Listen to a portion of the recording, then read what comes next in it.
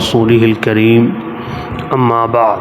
آج کے درس قرآن میں آگے چند رکوع آ رہے ہیں، ان میں جہاد فی سبیل اللہ کا بیان شروع ہو رہا ہے، کیونکہ اسلامی فرائض میں سے ایک اہم ترین فریضہ جہاد فی سبیل اللہ ہے، بلکہ بعض صحابہ کرام اور علماء کرام فقہا نے اسلام کی 5 بنیادوں میں سے چھٹی بنیاد جہاد کو قرار دیا ہے کہ کلمہ، نماز، روزہ، حج، زکوٰۃ اور جہاد فی سبیل اللہ۔ یہ 6 چیزوں کو جو مانے گا وہ اسلام کی بنیاد پہ کھڑا ہوگا۔ اتنی اہمیت اس کو دی ہے جہاد فی سبیل اللہ کو۔ تو آج کے رکوع سے جہاد فی سبیل اللہ کی تعلیم، اس کا طریقہ کار، اس کے آداب، نہ کرنے پر وعیدیں، جہاد کرنے پر فضائل، یہ ساری چیزیں اس پہ شامل ہو رہی ہیں۔ اور جہاد کسے کہتے ہیں، میں اس کی شروع میں 2 لفظوں میں تشریح کر دوں۔ اللہ سبحانہ و تعالیٰ کے دین کے غلبہ کے لیے کفار سے لڑنا، یا کافر لوگ مسلمانوں کی زمین دبا لیں، قبضہ کر لیں، اس زمین کو چھڑانے کے لیے لڑنا، یا کافروں کے علاقوں میں مسلمان مرد، عورتیں، بچے، کمزور، لاچار قید ہو جائیں، گرفتار ہو جائیں، مجبور مقہور ہو کے وہاں رہ رہے ہوں، ان کی آزادی کے لیے جنگ کرنا، یہ سب جہاد فی سبیل اللہ میں شامل ہے۔ مزید اس کی تشریحات بھی بہت وسعت رکھتی ہیں، لیکن میں نے خلاصہ بتا دیا۔ فرمایا یا ایھا الذین آمنوا خذوا حذرکم، اے ایمان والو اپنی حفاظت کا سامان لے لیا کرو، یعنی جب جہاد کی تیاری کرو تو پہلے اسلحہ تیار کرو، بے تیاری جہاد کے لیے نہ نکلو۔ بے شک اللہ سبحانہ و تعالیٰ تمہاری مدد ہر حال میں کرنے پر قادر ہے، لیکن دنیا کو اللہ نے اسباب سے جوڑا ہے اور بھروسے کا حکم اپنی ذات پر دیا ہے۔ وَعَلَى اللَّهِ فَلْيَتَوَكَّلِ الْمُؤْمِنُونَ، اور اہل ایمان اسباب پر نہیں، اللہ وحدہ لا شریک کی ذات پر بھروسہ کرتے ہیں۔ لیکن اہل ایمان کو حکم دیا کہ جب جہاد کے لیے نکلنے لگو تو اس کی تیاری کر لو، اس کے لیے اپنی حفاظت کا سامان لے لو، اسلحہ تیار کر لو، نہتے نکل کھڑے ہو اور پھر مار کھا کے بھاگ آؤ، یہ اسلام کی ترغیب یا سبق نہیں ہے۔ اسی طرح سے اس آیت کی روشنی میں آپ اہل ایمان کو دیکھیں کہ اللہ نے فرمایا جہاد کرنے سے پہلے اس کی تیاری کرو، اسلحہ کا سامان تیار کرو۔ معلوم ہوا کفار سے لڑنے کے لیے اسلحے کی تیاری جہاد کی تیاری ہے۔ اور دوسری آیت میں فرمایا سورۃ التوبہ میں وَأَعِدُّوا لَهُم مَّا اسْتَطَعْتُم مِّن قُوَّةٍ، جتنی تیاری بھرپور قوت کے ساتھ اللہ کے دشمنوں کے مقابلے میں کر سکتے ہو کرو، اور ان میں خاص طور پہ وَمِن رِبَاطِ الْخَيْلِ، گھوڑوں کو شامل کیا، خاص طور پہ گھوڑوں کی تیاری، کیونکہ اس وقت گھوڑے جنگ میں، آج بھی اور اس وقت بھی خاص طور پر جنگ کی تیاری میں بہت زیادہ معاون ثابت ہوتے تھے۔ تو دونوں آیاتوں کو، اور بھی کئی ساری آیات ہیں، جو آیت ہم نے پڑھی اس کا معنی کیا ہے کہ اہل ایمان کو جہاد کی تیاری کے لیے اسباب تیار کرنے کا حکم دیا گیا ہے، اور اسباب جہاد کی تیاری کرنا اہل کفار کے دلوں میں رعب کا ذریعہ ڈال دیا، رعب کا ذریعہ بنا دیا گیا، کیونکہ فرمایا وَأَعِدُّوا لَهُم مَّا اسْتَطَعْتُم مِّن قُوَّةٍ وَمِن رِّبَاطِ الْخَيْلِ تُرْهِبُونَ بِهِ عَدُوَّ اللَّهِ وَعَدُوَّكُمْ، اللہ کا دشمن اور تمہارا دشمن اس سے دب جائے گا، خوف زدہ ہو جائے گا۔ کتنی تیاری مسلمانوں کی، اتنی تیاری۔ آج کے دور میں مسلمانوں کی ذبح حالی آپ دیکھ لیں، پوری دنیا میں مسلمانوں کی حالت زار کیا ہے۔ صرف ایک ملک پاکستان ہے کہ اللہ تعالیٰ نے ہمت دی، توفیق دی کہ ایٹم بم تیار کر لیا، اور اس کے بعد ورنہ پوری دنیا کے مسلمانوں کا حال دیکھ لیں۔ سب سے بڑھ کر فوج مسلمانوں کے پاس پاکستان کی فوج ہے، ترکی کی فوج ہے، اور ملکوں کی فوج ہی نہیں۔ سعودی عربیہ ویسے تو خادم الحرمین الشریفین اور پتہ نہیں کیا کیا، اور اپنی فوج ہی نہیں ہے حفاظت کے لیے، اسلامی فوج ہی نہیں ہے اپنی۔ جب کوئی خطرہ ہوتا ہے پاکستان کی طرف دیکھنا شروع کر دیتے ہیں، یہاں والے ایک بیان داغ دیتے ہیں ہم حرمین کے لیے کے ساتھ ہیں۔ بدبختو، پٹرول کی طاقت تمہارے پاس ہے، وسائل اللہ نے اتنے دیے ہیں کہ ایٹم بم بنانا تمہارے لیے چٹکی کا کام ہے، بس جرت کی ضرورت ہے، جرت چاہیے، لیکن کوئی وسائل نہیں۔ امریکہ کے اوپر بھروسہ کر کے بیٹھے ہوئے ہیں، دنیا کفر پہ بھروسہ کر کے بیٹھیں گے یہ ہمیں بچائیں گے۔ بلی کے آگے دودھ رکھا ہوا ہے اور خود جا کے سو رہا ہے کہ بلی میرے دودھ کا خیال۔ استغفر اللہ، استغفر اللہ۔ اور اب فلسطین کا حال دیکھ لیں، ساری دنیا کے عرب ملکوں کا حال دیکھ لیں، کسی کے پاس اپنے بچاؤ کے لیے کچھ نہیں ہے، اسی لیے ڈر کے ہمارے اسرائیل کو تسلیم کر رہے ہیں۔ وہاں سے دھمکی آ رہی، ٹھیک ہے جی اسرائیل ہمارا مائی باپ، قرآن نے ان کو دشمن قرار دیا ہے کہ یہ وَلَن تَرْضَ عَنْكَ الْيَهُودُ وَلَا النَّصَارَى، یہودی اور عیسائی تمہارے ساتھ کبھی بھی راضی نہیں ہوں گے، حَتَّى تَتَّبِعَ مِلَّتَهُمْ، یہاں تک کہ تم بھی یہودی اور عیسائی بن جاؤ پھر راضی ہوں گے۔ اس کے علاوہ جتنی مرضی ان کی چاپلوسی کر لو، ان کو تسلیم کر لو، کچھ بھی کر لو، وَلَن تَرْضَى، ہرگز راضی نہیں ہوں گے۔ ہاں حَتَّى تَتَّبِعَ مِلَّتَهُمْ، تم بھی یہودی بن جاؤ، عیسائی بن جاؤ، پھر تم سے راضی ہو جائیں گے۔ کوئی اپنے بجا، اللہ کہہ رہا ہے کہ بھائی اپنی طاقت، قوت، شان پیدا کرو پھر آگے بڑھو۔ لیکن دنیا کے مسلمانوں کا حال دیکھ لیں، طاقتور فوج ان کے پاس ہے، سارے وسائل، پیٹرول کی طاقت ان کے پاس ہے، معدنیات ان کے پاس ہیں۔ یہ افغانستان کے پہاڑوں میں امریکہ کیوں ٹکرے مار رہا ہے؟ پہاڑوں سے ٹکرے مارنے نہیں آیا، وہاں جو پہاڑوں کے اندر معدنیات دفن ہیں ان کے لیے وہاں پر آ رہا ہے، ان کے لیے وہاں پہ گھس رہا ہے۔ یہ ساری معدنیات اور پیٹرول کی طاقت، سب کچھ فوج مسلمانوں کے پاس موجود ہے، لیکن وسائل کے لیے کفار کی طرف دیکھتے ہیں، وہ ہماری مدد کرے گا۔ وسائل کے لیے یہ دیکھتے ہیں کہ سعودی عربیہ والے دیکھتے ہیں کہ یہ امریکہ اپنی فوجوں کو اور امریکہ کی فوجوں کو عرب ملکوں میں اتار دیا، لگے یا رسول اللہ میری بیوی بچے میرا مال سب مکہ میں، اگر آپ اجازت دیں تو میں اپنی طرف سے کوئی ایسی بات کر کے مکہ والوں کو دھوکے میں رکھ کر اپنے بیوی بچوں کو حفاظت سے لے آؤں، فرمایا جاؤ۔ اب مکہ والے منتظر ہیں کہ یہودیوں کی اور حضور کی جنگ ہو رہی ہے، کیا بنا؟ اتنے میں یہ شخص جو پہلے یہاں سے مشرک تھا مکہ میں، وہاں جا کے مسلمان ہو گیا تھا، یہ آ گیا ہے۔ جیسے ہی مشرکین مکہ نے ان کو دیکھا تو کہنے لگے واہ واہ واہ یار وہ یہ آ گئے، یہ آ گئے، اب تو ساری خبریں مل جائیں گی۔ تو انہوں نے ان سے پوچھا ابھی کیا ہوا؟ انہوں نے کہا کہ بھائی محمد اور ان کے ساتھیوں کو شکست ہو، وہ کامیابی تھی لیکن حضور علیہ السلام سے اجازت لے کر آئے تھے کہ شکست ہو گئی اور بڑے بڑے صحابہ قید ہو گئے، حضور صلی اللہ علیہ وسلم پر بھی بڑی تکلیف آئی۔ تو حضرت عباس رضی اللہ عنہ بیت اللہ کے سائے میں کھڑے ہوئے سن رہے تھے، بالکل جوان، جیسے یہ سنا نا ایک دم زمین پہ گر گئے، ان کی ٹانگوں کی جان ہی نکل گئی۔ جیسے انہوں نے یہ سنا کہ بھئی حضور صلی اللہ علیہ وسلم کو شکست ہو گئی اور تکلیف پہنچ گئی اور بڑے بڑے صحابہ کے ساتھ یہ ہو گیا، تو ان کی ٹانگوں کی جان نکل گئی، دھڑام زمین پہ گرے بیت اللہ کے اندر ہی۔ اور یہ ان کے قریب گیا اور ان کے کان میں جا کے کہا آپ کو مبارک ہو، اللہ نے حضور صلی اللہ علیہ وسلم اور صحابہ کو بڑی کامیابی سے نوازا ہے، بڑی کامیابی سے، اور یہودیوں کی بیٹی حضرت صفیہ سے حضور نے نکاح کر لیا اور پوری کی پوری فتح اہل ایمان کو ہوئی۔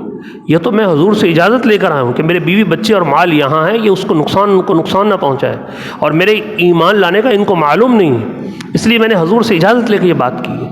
تو کتابوں میں لکھا ہے کہ جیسے ہی حضرت عباس نے یہ سنا ایک دم ان کی ٹانگوں میں جان آ گئی، فوراً سے کھڑے ہو گئے، فوراً سے کھڑے ہو گئے۔ یہ ایک واقعہ میں نے اس لیے بتایا کہ مسلمانوں کی پریشانی، دکھ، غم کا جب پتہ چلے تو دوسرے مسلمان پر کیا گزرے، اور جب مسلمانوں کی کامیابی اور فتح کا پتہ چلے تو دوسرے مسلمانوں کی کیا کیفیت ہو۔ فرمایا کَأَن لَّم تَکُن بَيْنَکُم وَبَيْنَہُ مَوَدَّۃٌ، ایسے ہو جاتے ہیں جیسے کوئی آپس میں تعلق ہی نہیں۔ اور صرف یہ نہیں، ساتھ ساتھ کیا کہتے ہیں، یا لیتنی کنت معہم، اے کاش ان کو جو کامیابی ہو گئی، فتح مل گئی، میں بھی ان کے ساتھ ہوتا وہیں پہ، کس لیے؟ فافوز فوزا عظیما، خوب مال سمیٹ کے میں بھی کامیاب ہوتا۔ جب شکست ہو گئی تو شکر کر، اللہ کا شکر ہے میں ساتھ نہیں تھا، بچ گیا، اور جب کامیابی ہو گئی تو کامیابی پر حسد میں مبتلا ہے، لیکن جو مسلمانوں کو مال غنیمت ملا ہے اس کی تمنا کر رہا ہے کہ کاش کہ میں بھی ساتھ ہوتا تو وہ مال غنیمت حاصل میں بھی کر لیتا۔ فَلْيُقَاتِلْ فِي سَبِيلِ اللَّهِ، بس اہل ایمان کو چاہیے اللہ کے راستے میں جہاد کریں، جہاد کرنے والے بنیں، اور یشرون الحیات الدنیا بالآخرہ، ایسے اہل ایمان بنے کہ اپنی دنیا کی زندگی بیچ دیں اور آخرت کی زندگی کو حاصل کر لیں۔ یشرون الحیات الدنیا، دنیا کی زندگی فروخت کر دیں اللہ کو، اور بالآخرہ اللہ سے آخرت لے لیں۔ اور فرمایا وَمَن يُقَاتِلْ فِي سَبِيلِ اللَّهِ، جو کوئی اللہ کے راستے میں جہاد کرتا ہے فَيُقْتَلْ، پھر شہید ہو جائے، او یغلب، یا کامیاب ہو جائے یعنی غالب آ جائے، فَسَوْفَ نُؤْتِيهِ أَجْرًا عَظِيمًا، دونوں صورتوں میں ہم انہیں اجر عظیم عطا فرمائیں گے۔ جنگ ہو گئی، شہید ہو گیا، پھر بھی کامیاب ہے۔ فرمایا جو شخص اللہ کے راستے میں شہید ہوتا ہے اس کے خون کا قطرہ زمین پر بعد میں گرتا ہے اور اللہ اس کی بخشش پہلے فرما دیتا ہے۔ وَمَن يُقَاتِلْ فِي سَبِيلِ اللَّهِ، جو اللہ کے راستے میں جہاد کرتے ہیں، فَلْيَقْتُلْ، پھر شہید ہو جائیں، او یغلب، یا کامیاب ہو جائیں یعنی غالب ہو جائیں، فَسَوْفَ نُؤْتِيهِ أَجْرًا عَظِيمًا، تو ہم عن قریب اس سے اجر عظیم عطا فرمائیں۔ ایک جنگ میں جو ہے کافر نے ایک صحابی کو پیچھے سے کمر میں آ کے نیزہ مارا زور سے، اور آر پار ہو گیا، وہ صحابی گرے اور گرتے گرتے کہا فزت برب الکعبہ، رب کی قسم میں کامیاب ہو گیا۔ تو وہ جس نے مارا تھا اس نے کہا کامیاب تو میں ہوا ہوں کہ میں نے پیچھے سے آ کے نیزہ مار کے ان کو ختم کر دیا، یہ کون سی کامیابی کی بات کر رہا ہے کہ میں کامیاب ہو گیا؟ تو اس نے دائیں بائیں تحقیق شروع کر دی کہ بھائی کامیاب نیزہ مار کے میں ہوا، لیکن جس کے آر پار نیزہ ہوا وہ مرتے مرتے کہہ گیا کہ فزت برب الکعبہ، کہ رب کعبہ کی قسم میں کامیاب ہو گیا، وہ کون سی کامیابی ہے؟ تو اسے بتاتے بتاتے بتاتے اللہ کے رسول کے پاس لے گئے، بتایا گیا کہ اصل کامیابی وہ تھی جس پر جو اللہ نے جو اس کو شہادت کی شکل میں عطا فرمائی، اور آخرت کی ہمیشہ کی کامیابی، یہی کلمہ اس کافر کی ایمان اور ہدایت کا ذریعہ بن گیا، اور اس نے کہا مجھے بھی وہی ہمیشہ کی کامیابی چاہیے، میں بھی کلمہ پڑھ کے مسلمان ہونا چاہتا ہوں، میں بھی وہی ہمیشہ کی کامیابی چاہتا ہوں۔ حضور اکرم صلی اللہ علیہ وسلم نے ارشاد فرمایا واللہ لوددت ان اقتل فی سبیل اللہ ثم احیا ثم اقتل ثم احیا ثم اقتل ثم احیا ثم اقتل، اللہ کی قسم میری یعنی محمد مصطفیٰ صلی اللہ علیہ وسلم نے فرمایا میری تمنا ہے کہ میں اللہ کے راستے میں شہید ہو جاؤں، پھر زندگی ملے پھر شہید ہو جاؤں، ثم احیا، پھر زندگی ملے، ثم اقتل، پھر شہید ہو جاؤں، بس مجھے زندگی ملتی رہے اور میں اللہ کے نام پہ شہید ہوتا رہوں۔ شہادت ہے مطلوب و مقصود مومن، نہ مال غنیمت نہ کشور کشائی۔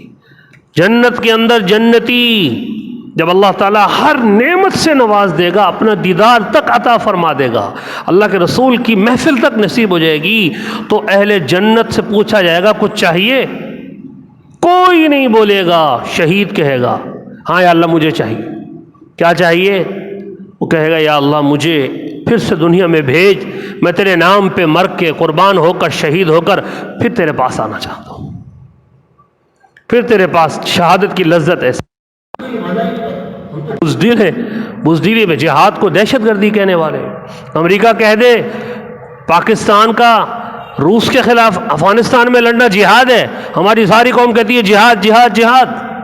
امریکہ کہہ دے طالبان کا افغانستان میں امریکہ کے ساتھ لڑنا دہشت گردی ہے، ہماری ساری قوم کہتی ہے، حکومت بھی کہتی ہے، سب کہتے ہیں یہ فساد نہیں، یہ دہشت گردی ہے، جہاد ہے ہی نہیں۔ واہ واہ، مجاہدین افغانستان میں روس کے ساتھ لڑے تو امریکہ کو اپنا ایک دشمن ختم ہوتا نظر آ رہا ہے، تو امریکہ کہہ رہا ہے یہ جہاد کر رہے ہیں مسلمان، اور مسلمان بھی کہہ رہے ہیں ہمارا جہاد ہے، اور تھا بھی جہاد میں کہہ رہا ہوں۔ لیکن وہی مومن وہی مسلمان مجاہد جب امریکہ کے خلاف میدان میں آئے تو پھر امریکہ نے کہا میرے خلاف لڑے، اب دہشت گردی ہے، تو مسلمانوں نے بھی کہنا شروع کر دیا دہشت گردی دہشت گردی۔ ٹی وی پر ڈرامے بنتے ہیں، دکھاتے ہیں کہ دہشت گردوں کا حلیہ دکھاتے ہیں، مصنوعی دہشت گرد بنائے ہوتے ہیں، مصنوعی، اور پیچھے پولیس اور فوجی اور پتہ نہیں کو ان کے پیچھے پیچھے بھاگ رہے ہوتے ہیں۔ مصنوعی دہشت گردوں کا حلیہ کیا ہے کہ ان کی بڑی بڑی داڑھی سنت کے مطابق، چہرے پہ پگڑیاں، ان کو گرفتار کیا ہوا ہے، یہ دہشت گرد ہے۔ یعنی جو حلیہ مجاہدین کا حلیہ ہے، اس حلیے کو شیطانی اور کانا دجالی میڈیا اس حلیے کو جو مجاہدین کا حلیہ ہے دہشت گرد بنا کر عوام کے ذہنوں میں بٹھا رہا ہے۔ تو مسلمان بھی کہتا ہے جہاد دہشت گرد، بڑی پگڑی ہے دہشت گرد ہے، بڑی داڑھی ہے گرفتار ہے یہ دہشت گرد ہے۔ استغفر اللہ اس لیے آدھی دنیا سے زیادہ مسلمان اسامہ بن لادن کو دہشت گرد سمجھتے ہیں۔ بدبختوں، اس نے کون سے کافر ملک مسلمان ملک پہ حملہ کیا ہے جو تم اسے دہشت گرد کہتے ہو؟ اس نے کون سے اسلام کے خلاف جملہ بولا ہے جو آپ اس کو دہشت گرد کہتے ہو؟ وہ دہشت گرد ہے کہ اس نے اپنی دہشت اسلام کی اور جہاد اور مسلمانوں کی کافروں میں بٹھا رکھی تھی۔ یوں تو کہو، لیکن کافروں کی زبان بول کر مسلمان بولے استغفر اللہ استغفر اللہ۔ فرمایا فَلْيَقْتُلْ فِيهِ او يَغْلِبْ، شہید ہو جائے یا کامیاب ہو جائے، فَسَوْفَ نُؤْتِيهِ أَجْرًا عَظِيمًا، ہم انہیں عن قریب اجر عظیم عطا فرمائیں گے۔ وَمَا لَكُمْ لَا تُقَاتِلُونَ فِي سَبِيلِ اللَّهِ، تمہیں کیا ہو گیا ہے کہ تم اللہ کے دین کے غلبے کے لیے جنگ نہیں کرتے ہو؟ وَمَا لَكُمْ لَا تُقَاتِلُونَ فِي سَبِيلِ اللَّهِ، اللہ کے دین کے غلبے کے لیے جنگ نہیں کرتے، تمہیں کیا ہو گیا ہے؟ اور والمستضعفین، اور کمزور لوگوں کو آزادی دلانے کے لیے جنگ نہیں کرتے ہو؟ ایسے کمزور لوگ جن میں من الرجال، مرد بھی ہیں، والنساء، عورتیں بھی ہیں، والولدان، بچے بھی ہیں، اور وہ اتنے بے بس ہو چکے ہیں کہ ان پر اتنا ظلم و ستم ہو رہا ہے کہ یقولون، جس بستی میں وہ رہتے ہیں وہاں پر رہ کر دعا کرتے ہیں ربنا اخرجنا من هذه القرية الظالم اهلها، اے اللہ ہمیں اس بستی سے نکال دے جہاں کے بڑے وڈیرے حکومت کرنے والے انتہائی درجے کے ظالم ہیں، ہمیں ان کے ظلم سے آزادی نصیب فرما۔ وہ دعا کر رہے ہیں، اور ادھر مسلمان طاقت، قوت، اسلحہ، جذبے کے ساتھ موجود ہیں لیکن ان کی مدد کو نہیں جاتے۔ کیوں نہیں جاتے؟ اللہ پوچھ رہا ہے۔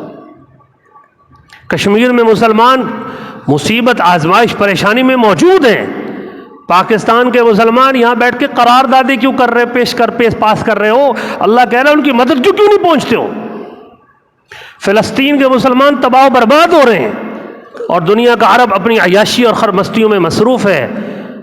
اللہ پوچھ رہا ہے وَمَا لَكُمْ لَا تُقَاتِلُونَ، تم کیوں نہیں اللہ کے راستے دین کے غلبے کے لیے لڑتے؟ وَالْمُسْتَضْعَفِينَ، ان کمزوروں کے لیے کیوں نہیں آواز اٹھاتے ہو؟ کیوں نہیں ان کے لیے میدان میں آتے ہو؟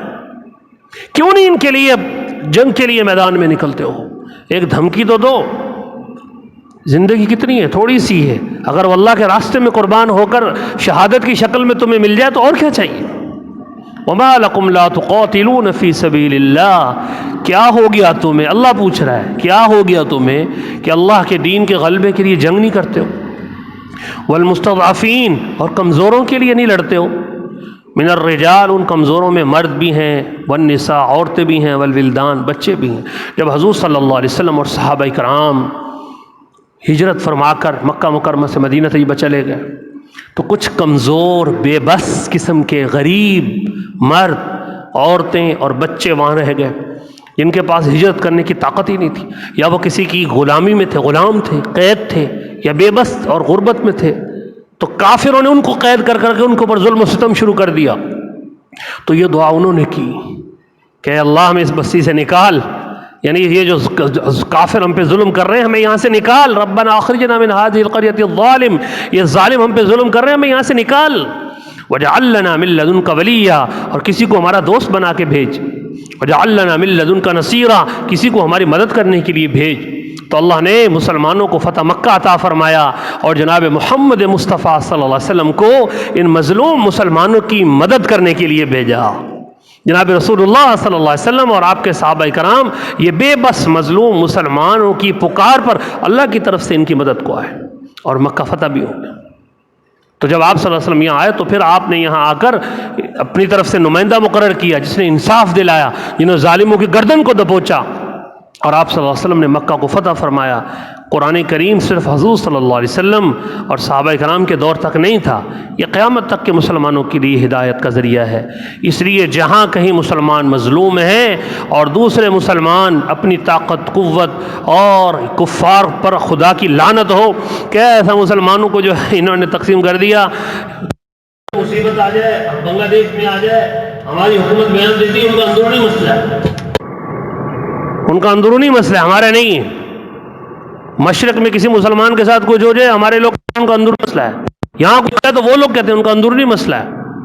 اللہ کے نبی نے فرمایا المسلم کجسد الواحد، مشرق اور مغرب میں رہنے والا مسلمان ایک جسم کی مانند ہے۔ جیسے ایک جسم ہے، آنکھ اگر میرے انگلی پاؤں کے انگوٹھے میں چوٹ لگ جائے تو میری زبان چلاتی ہے ہائے پتہ نہیں کیا ہو گیا، زبان کو تو کچھ نہیں ہوا تو انگوٹھے کو ہے، لیکن زبان چلاتی ہے، ہاتھ پاؤں کی مدد کو پہنچتا ہے، آنکھ دیکھتی ہے کیا ہوا، آنسو بہاتی ہے، پورے جسم کے تمام اعضاء جہاں انگوٹھے میں چوٹ لگی ہے اس کی مدد کو لگ جاتے ہیں۔ ایسے اللہ کے نبی فرما رہے المسلم کجسد الواحد، مسلمان ایک جسم کی مانند ہے، کسی ایک کونے میں کسی مسلمان پر کوئی تکلیف ہو جائے پوری دنیا کے مسلمان تڑپیں اور اپنے حصہ بقدر جسہ اپنی استطاعت اور طاقت کے مطابق ان کی مدد کو لگ جائے۔ ربنا اخرجنا من هذه القرية الظالم اهلها، اے اللہ اس بستی کے ظالم جو ہم پہ ظلم کر رہے ہیں یہاں سے ہمیں نکال، واجعل لنا من لدنك وليا، اور ہمارے لیے کسی دوست کو بھیج، واجعل لنا من لدنك نصيرا، اور ہمارے لیے کسی مدد کرنے والے کو بھیج۔ چنانچہ اللہ تعالیٰ نے فتح مکہ کی شکل میں حضور اکرم صلی اللہ علیہ وسلم اور صحابہ کو بھیجا، جنہوں نے وہاں سے مظلوم، مقہور، غریب، نادار، بے بس اور قید کیے گئے مسلمانوں کو نکالا اور انہیں آزادی عطا فرمائی اور ظلم و ستم سے نجات عطا فرمائی۔ اللہ تعالی ہمیں صحیح سمجھ کی توفیق نصیب فرمائے۔ اللہم صلی علی سیدنا و مولانا محمد وعلی آل سیدنا و مولانا محمد وبارک وسلم۔ اللہم ربنا آمنا فاغفر لنا ذنوبنا وقنا عذاب النار، لا الہ الا انت سبحانک انی کنت من الظالمین یا ارحم الراحمین۔ رب اغفر وارحم وانت خیر الراحمین۔ ربنا تقبل منا انك انت السميع العليم وتب علينا انك انت التواب الرحيم، وصلى الله على النبي الأمي الكريم، اللهم آمين برحمتك يا أرحم